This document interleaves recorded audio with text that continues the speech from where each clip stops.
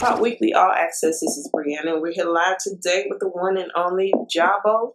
Did I say it right? Yes, man, you did. Okay.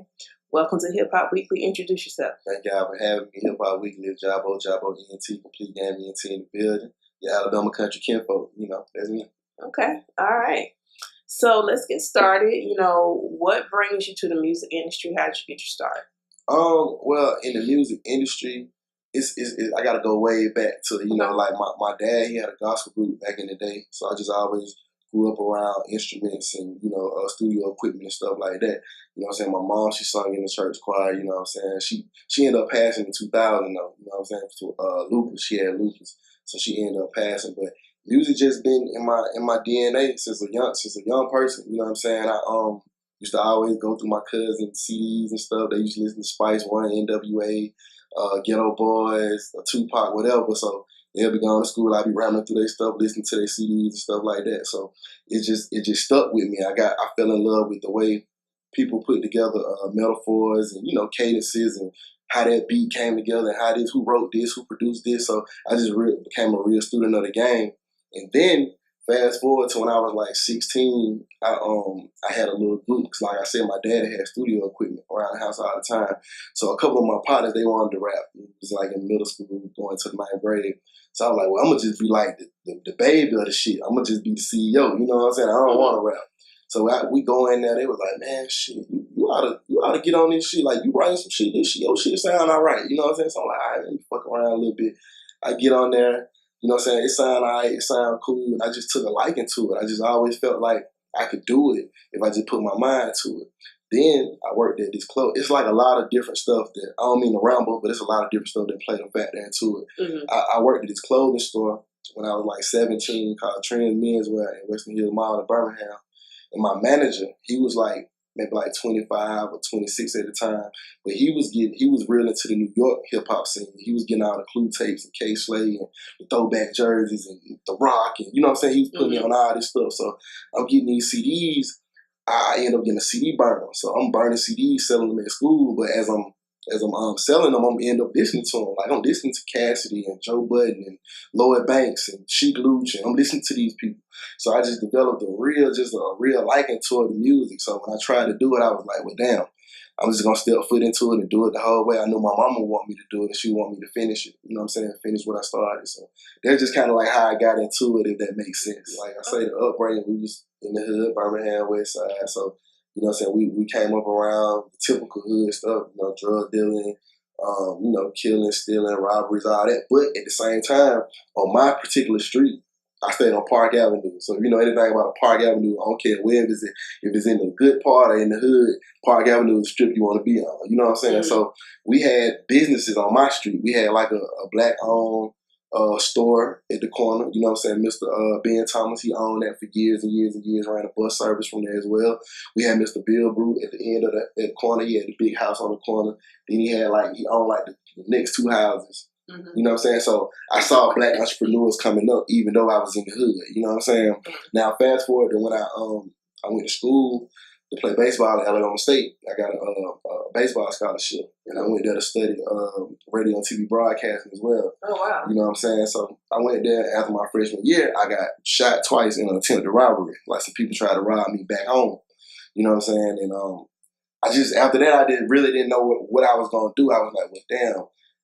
Do I stay in Birmingham or do I go back to Montgomery and go to school? Because Alabama State is in Montgomery. So I was like, I'm going to just go back and go to school and get my degree. And by the time I got back and moved to my apartment, it's just like the music had just took over me. I couldn't run from it. You know what I'm saying? So I was doing music, going to school, and working at CBS 8. I was doing in-studio camera, audio, master control, stuff like that. You know what I'm saying? So, and I just worked until I couldn't work no more. And the music just finally took off for me like around 2012 when I got the record with Jadakiss and Slim Thug.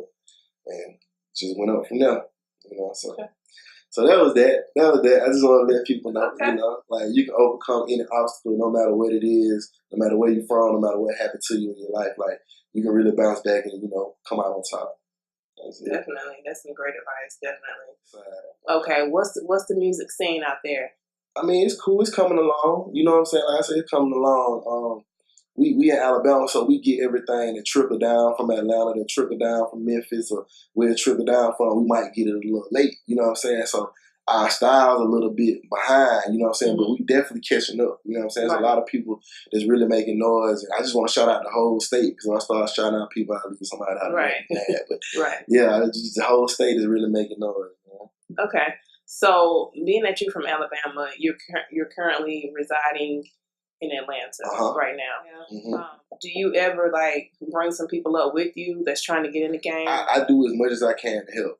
Like I won't sell nobody a dream or sell them a fairy tale. Like I'm not gonna tell you, bro, come up to Atlanta. I'm gonna move you in with me. We gonna do X, Y, and Z. Because like that, like realistically, I'm not at that point in my career right now. What I can do, I can get on the record with you. I can like help you with whatever resource that I do have, introduce you to bloggers and DJs and people like, yeah, this is my man, he rap too, you know what I'm saying? So I try to do stuff like that, the more tangible stuff that they'll really appreciate than me just taking care of them and they always be looking for a handout. Then, you know what I'm saying? I want to teach them a way where they can meet these people and make their own relationships with them and then move forward from there, you know what I'm saying? So I just try to keep it in a realistic realm when I'm dealing with people. Right, okay.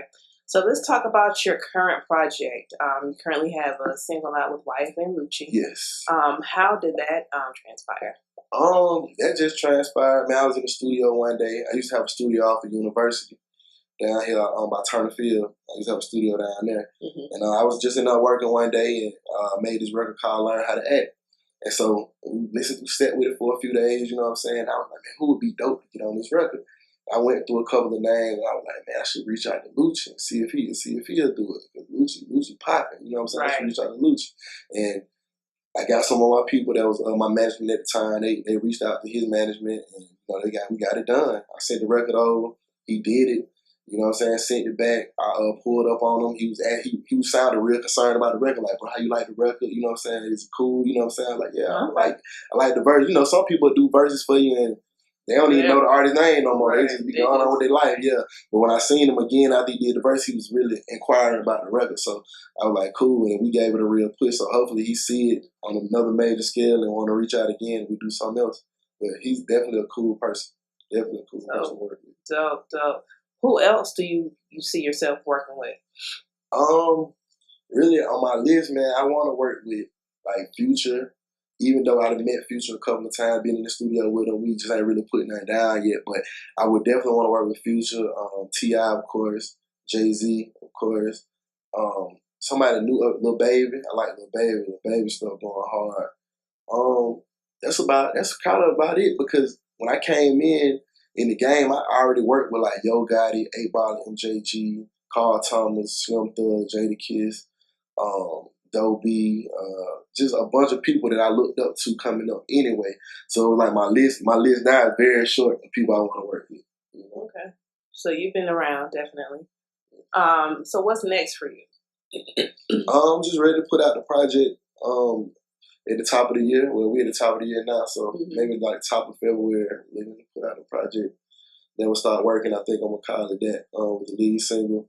Learn How to Act coming off of that. We got a couple of producers on there, ATL, Jacob, Pyrex, Turn Me Up. Couple of features on there. We got Young Scoot on there, Wife and Lucci. We got Gucci Mane on there. Yaki, we got Yaki on there. And so you got some pretty TK Kravitz. Pretty heavy hitters on it. Oh yeah, man. I be around and I just get in the studio with people and just vibe with them and we come up with music and make it happen. It just be beautiful, yeah. Dope. Okay. Well, let us know how we can reach you on social media. You can find me on social media at Jabo ENT. That's JABO ENT. So you can find me right there on our social media platforms. And support that Jabo when you see it, please. Okay, Jabo. Well, it was a pleasure speaking with you. We do appreciate you. You're my first interview for the new year. Oh, good. I'm kicking out 2019 with a bang. Yeah, that's cool. First interview of the new year. Definitely. We look forward to more of the work. We do appreciate you again for checking in and speaking to Hip Hop Weekly. I appreciate y'all for having me, man. Hip Hop Weekly, get in tune with it.